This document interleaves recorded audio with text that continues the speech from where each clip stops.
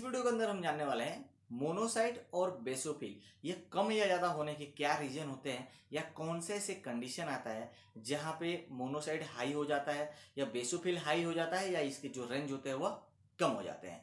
तो सबसे पहले हम जान लेते हैं मोनोसाइट के बारे में।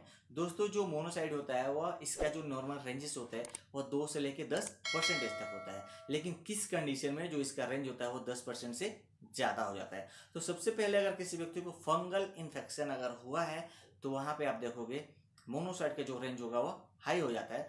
अगर रोमाटाइड अर्थराइटिस किसी व्यक्ति को हुआ है तो भी मोनोसाइट हाई हो जाता है। किसी की हार्ट वॉल्व में अगर इन्फेक्शन अगर हुआ है तो वहाँ पे देखोगे जो इसके मोनोसाइट होते हैं वह हाई हो जाते हैं। अगर किसी व्यक्ति को एप्लास्टिक एनीमिया अगर हुआ है तो भी इसके मोनोसाइट के जो रेंज होते हैं वह हाई हो जाते हैं। ल्यूकेमिया में हाई हो जाते हैं।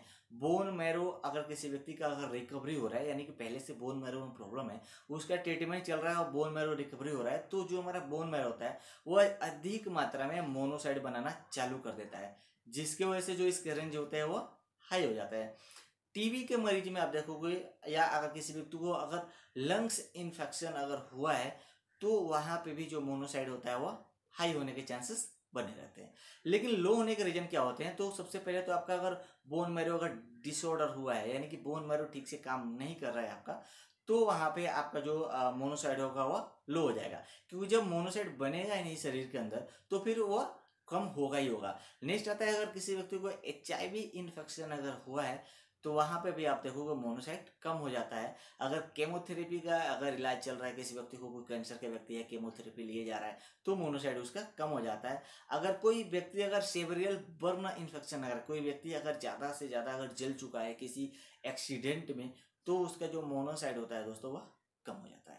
अब हम जान लेते हैं कि बेसोफिल हमारे हाई होने और कम होने के रीजन क्या होते हैं।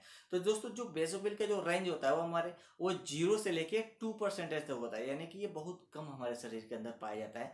लेकिन उसमें भी कौन से डिसऑर्डर होते हैं जिसकी वजह से बेसोफिल हाई हो जाता है। तो अगर किसी को एलर्जी अगर हुआ है या कोलाइटिस हुआ है तो बेसोफिल हाई हो जाता है, यानी 3-4-5% तक हो जाता है। नहीं तो बेसिकली ये 0 से लेकर 2% तक के बीच में ही ये बना रहता है।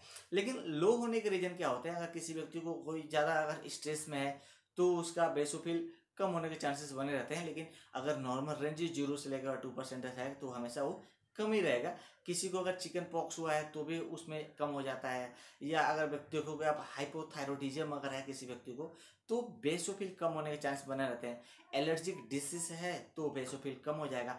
बोन मैरो अगर कैंसर किसी व्यक्ति को है तो उसका हमेशा बेसोफिल आप देखोगे 0 ही बना रहता है, यानी कि उसके अंदर जब बोन मैरो में ही जब कैंसर हो गया है तो बेसोफिल बनेगा ही नहीं, तो बेसोफिल हमेशा कम बना रहता है। तो ये कुछ रीजन होते हैं मोनोसाइट और बेसोफिल कम या ज़्यादा होने के लिए। तो अगर वीडियो समझ में आए तो वीडियो को ज़्यादा से ज़्यादा लाइक और चैनल को सब्सक्राइब जरूर कर देना।